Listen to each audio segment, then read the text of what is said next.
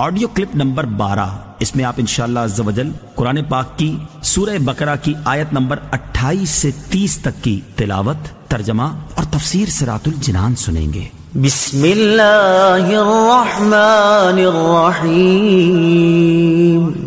ترجمہ: اللہ کے نام سے شروع جو نہایت مہربان رحمت والا ہے۔ کیف تکفرون باللہ وکنتم امواتا فاحیاکم ثم یمیتکم ثم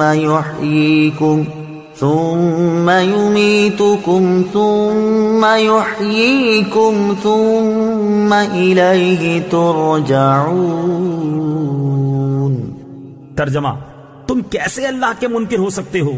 حالانکہ تم مردہ تھے تو اس نے تمہیں پیدا کیا، پھر وہ تمہیں موت دے گا، پھر تمہیں زندہ کرے گا، پھر اسی کی طرف تمہیں لوٹایا جائے گا۔ کیف تکفرون باللہ، تم کیسے اللہ کے منکر ہو سکتے ہو؟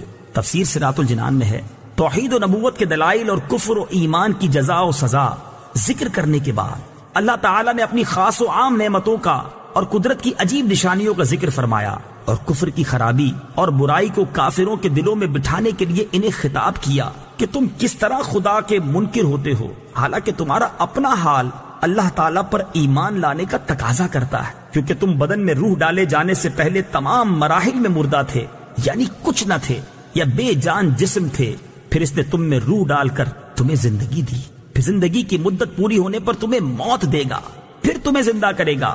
اس سے یا تو قبر کی زندگی مراد ہے جو سوال کے لیے ہوگی، یا قیامت کی، پھر تم حساب کتاب اور جزا کے لیے اس کی طرف لوٹائے جاؤ گے۔ تو اپنے اس حال کو جان کر تمہارا کفر کرنا نہایت عجیب ہے۔ اس آیت میں غور کریں تو ہم مسلمانوں کے لیے بھی نصیحت ہے کہ ہم بھی کچھ نہ تھے، لیکن اللہ تعالیٰ نے ہمیں زندگی عطا کی اور زندگی گزارنے کے لوازمات اور نعمتوں سے نوازا، تو اس کی عطاؤں سے فائدہ اٹھا کر اس کی یاد سے غافل ہونا اور ناشکری اور غفلت کی زندگی گزارنا کسی طرح ہمارے شایان شان نہیں ہے۔ هو الذي خلق لكم ما في الأرض جميعا ثم استوى إلى السماء فسواهن 7 سماوات وهو بكل شيء عليم۔ ترجمہ: وہی ہے جس نے جو کچھ زمین میں ہے سب تمہارے لیے بنایا، پھر اس نے آسمان کے بنانے کا قصد فرمایا تو ٹھیک 7 آسمان بنائے، اور وہ ہر شے کا خوب علم رکھتا ہے۔ هو الذی خلق لکم، وہی ہے جس نے تمہارے لیے بنایا۔ تفسیر صراط الجنان میں ہے، تمام انسانوں کو فرمایا گیا کہ زمین میں جو کچھ دریا، پہاڑ، کانے، کھیتی، سمندر وغیرہ ہے، سب کچھ اللہ تعالیٰ نے تمہارے دینی و دنیاوی فائدے کے لیے بنایا ہے۔ دینی فائدہ تو یہ ہے کہ زمین کے عجائبات دیکھ کر تمہیں اللہ تعالیٰ کی حکمت و قدرت کی معرفت نصیب ہو، اور دنیاوی فائدہ یہ ہے کہ دنیا کی چیزوں کو کھاؤ پیو اور اپنے کاموں میں لاؤ۔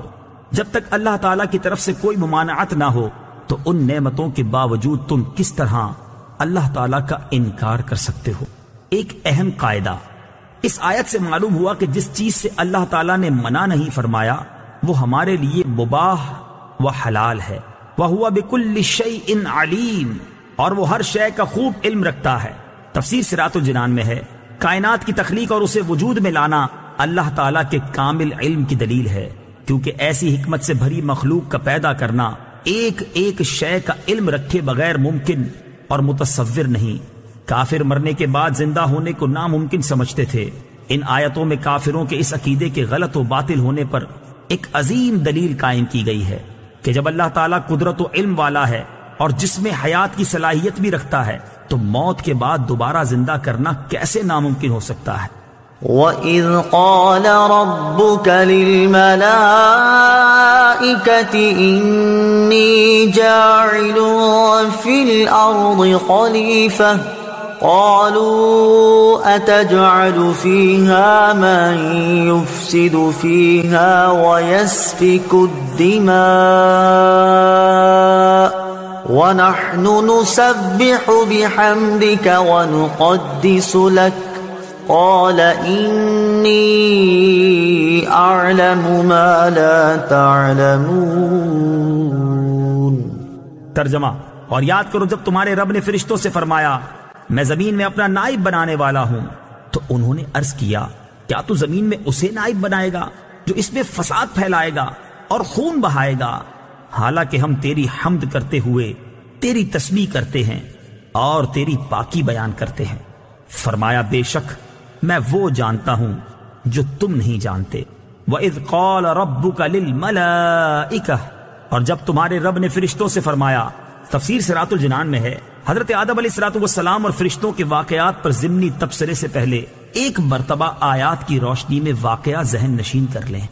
واقعے کا خلاصہ، اللہ تعالیٰ نے حضرت آدم علیہ السلام کی تخلیق سے پہلے فرشتوں سے فرمایا کہ میں زمین میں ایک خلیفہ بنانے والا ہوں۔ اس پر فرشتوں نے عرض کی اے اللہ عز و جل، کیا تو زمین میں اس کو نائب بنائے گا جو اس میں فساد پھیلائے گا اور خون بہائے گا، حالانکہ ہم ہر وقت تیری تسبیح و تحمید کرتے ہیں، یعنی تیری خلافت کے مستحق ہم ہیں۔ اللہ تعالیٰ نے فرمایا جو مجھے معلوم ہے وہ تمہیں معلوم نہیں۔ پھر اللہ تعالیٰ نے حضرت آدم علیہ السلام کی تخلیق کے بعد انہیں تمام چیزوں کے نام سکھا دیے، پھر ان چیزوں کو فرشتوں کے سامنے پیش کر کے فرمایا کہ اگر تم اس بات میں سچے ہو کہ تم ہی خلافت کے مستحق ہو تو ان چیزوں کے نام بتاؤ۔ فرشتوں نے یہ سن کر عرض کی اے اللہ عز و جل، ہمیں تو صرف اتنا علم ہے جتنا تو نے ہمیں سکھا دیا، ساری علم و حکمت تو تیرے پاس ہے۔ پھر اللہ تعالیٰ نے حضرت آدم علیہ السلام سے فرمایا اے آدم، تم انہیں ان تمام اشیاء کے نام بتا دو۔ جب حضرت آدم علیہ السلام نے انہیں ان اشیاء کے نام بتائے تو اللہ تعالیٰ نے فرمایا اے فرشتوں، کیا میں نے تمہیں نہ کہا تھا کہ میں آسمانوں اور زمین کی تمام چھپی چیزیں جانتا ہوں اور میں تمہاری ظاہر اور پوشیدہ باتوں کو جانتا ہوں۔ انی جاعل فی الارض خلیفہ، میں زمین میں اپنا نائب بنانے والا ہوں۔